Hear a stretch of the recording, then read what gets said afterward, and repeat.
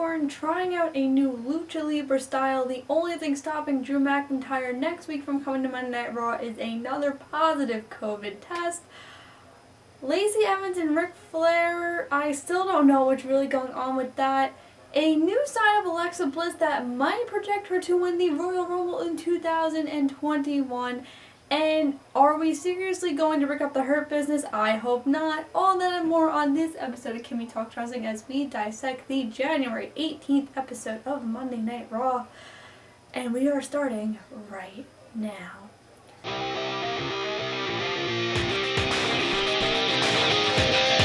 So, for the 15th week in a row, Raw was awful.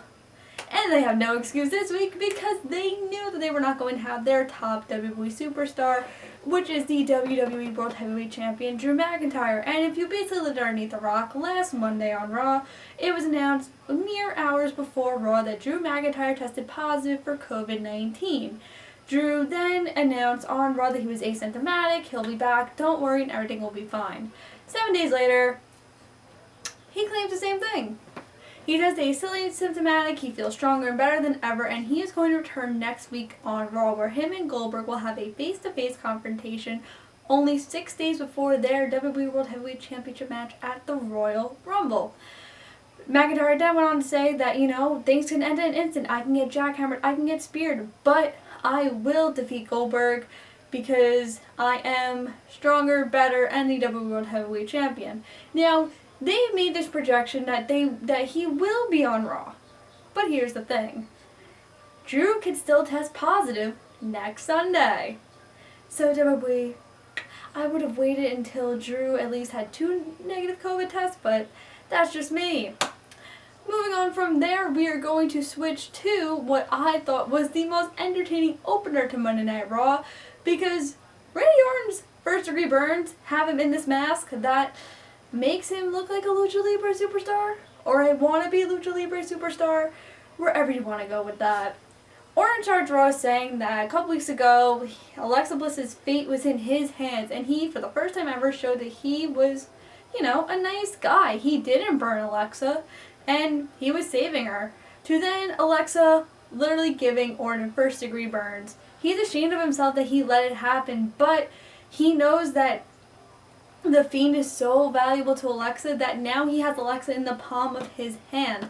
And that all the WWE superstars in the back should be so happy because now it looks like Orton's not going to be able to compete at the Royal Rumble in 13 days. To which then Orton replied, "This is not going to stop me from winning the Royal Rumble." He never, to my knowledge, he never declared himself in the Rumble, but okay. And I'll get to that. But how is, you're going to wear the mask in the Rumble? What? And Orton, just to let you know, I don't want you to come to my house and burn me on fire or anything, but you were no one's, top picks to win the Royal Rumble. So I don't think any of us are scared. But this then shapes up into a very entertaining moment on Alexa's playground. Alexa addresses the Viper in the room and says, if Orton really just needs some sunblock expertise, you can come to me, and introduces Asuka. Now, Asuka tries, it's okay that the Fiend's not here and keeps just mentioning the Fiend's name, but it's very funny because it looks like the other swing on the swing set is supposed to be the Fiend, like an imaginary friend, since it's a kiddish set. And Asuka keeps on making mention to it, and Alexa's like, don't mention his name, stop talking about him. And the little rocking horse just starts rocking out of nowhere, which is crazy. We get to the main event, and it's Asuka versus Alexa, and this has to be one of Alexa's strongest showings on Raw, in my personal opinion. She killed it, and when we went to commercial break, the lights went out, thinking that the Fiend was going to come back, but it was, in my opinion, the Alexa Bliss version of the Fiend. She was in a completely different outfit, the space buns were in, and not just the regular pigtails, and Alexa pinned the WWE Raw Women's Championship clean in the middle of the ring. Now, I've had my doubts on who I wanted to win the Royal Rumble. The one thing I really like about this year is it's so unpredictable and there's so many ways to go. But Alexa Bliss is my new top pick. They hinted it during Alexa's Playground that this could very much well be a match at WrestleMania because Alexa did declare herself for the Royal Rumble. And I see it. I'm going for it. Alexa vs. Asuka will be taking place at WrestleMania 37 in Raymond James Stadium. But before I go on, I just want to include that yes, for some immense reason, anyone else can declare themselves in the Rumble, except for Drew Gulak and Ricochet. Ricochet had to prove himself in a match against AJ Styles, which was the highlight of Monday Night Raw. This match went for maybe 15 to 20 minutes, and the great thing about Ricochet and AJ is they had such similar styles, and it was amazing. The counters, the back and forth, and the match ended with literally Ricochet. He was on the rope, and he was going for a springboard, and AJ countered it into the Styles Clash to get the 1, 2, 3. So sorry, Ricochet, you will not be entering the 2021 Royal Rumble. I'm sorry. But WWE, if you say that you can't automatically enter yourself in the Royal Rumble, why is the entire roster doing it? Like, is there like a special thing? Like, you had to have like been relevant in the past year to enter? What? I'm so confused.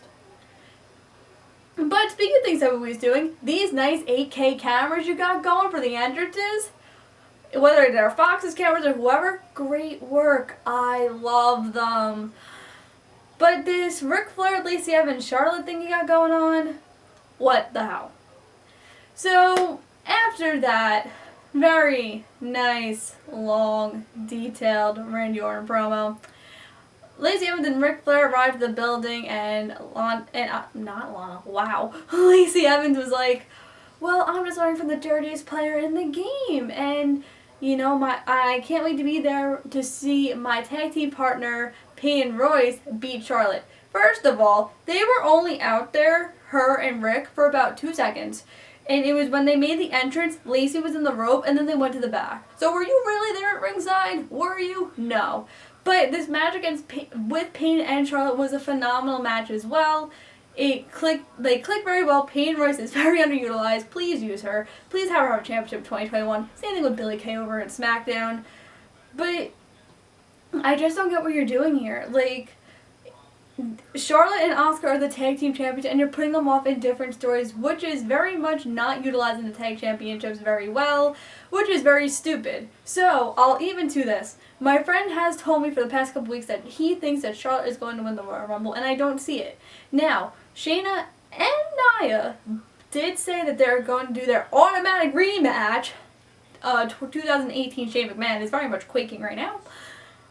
And unless they're losing the tag titles next week or earlier on in the Royal Rumble, I do not see Charlotte winning, just because that would be kind of stupid, because then you're not going to use the tag titles on WrestleMania and everyone else is going to be really mad. So that's a hot take for you. And to finish it off, WWE, if you're bringing up the Hurt Business, I'm literally going to be so mad, because that's the only highlight on Raw.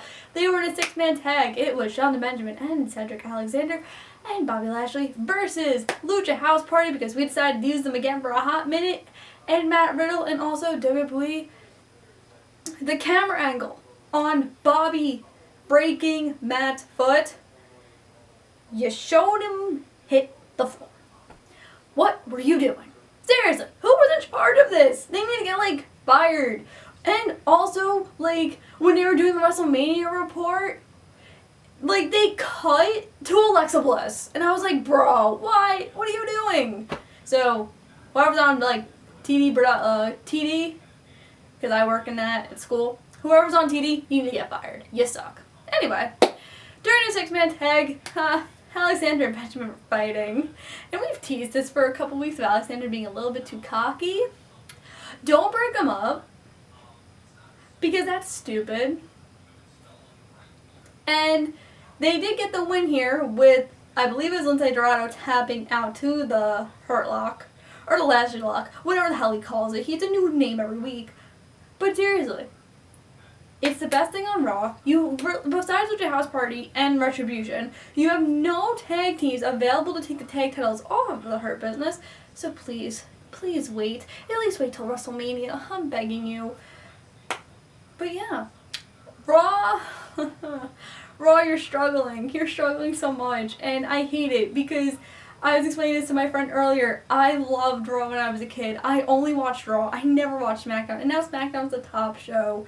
And it's just so weird to me. Like, Raw has such a great roster, and you're not utilizing it. You're doing same feuds, same matches all over again. Please, let the Rumble be a reset. Make this WrestleMania season work something where I'm not like, oh my god, we saw this match on Monday. So please, you have 13 days. Get your shit together, WWE. But like I said, Raw was bad. I'm hoping next week, and even after Rumble, it picks up, because we are heading into WrestleMania season, which is very exciting. Even though WrestleMania is pushed back 2 weeks, I'm still really excited and happy that we get to have WrestleMania. But yeah, make sure to like this video, comment what you thought about Raw. A lot of you have been active in the comments, so thank you. Debate with me about wrestling, debate with me about maybe your Rumble predictions, who you think's gonna win. Make sure to click this bell for notifications and subscribe, and I will see you guys. I am not scheduled to work tomorrow, so I'm hoping to watch Dark. So I'm hoping to see you all on Wednesday for my Dark review. And then on Thursday for Dynamite, we are celebrating Negative One's birthday. And on Saturday to review SmackDown. And guys, in my opinion, we're 13 days from seeing the Messiah come back. Let's get this rolling. We're going into WrestleMania season strong. And I will see you all on Wednesday.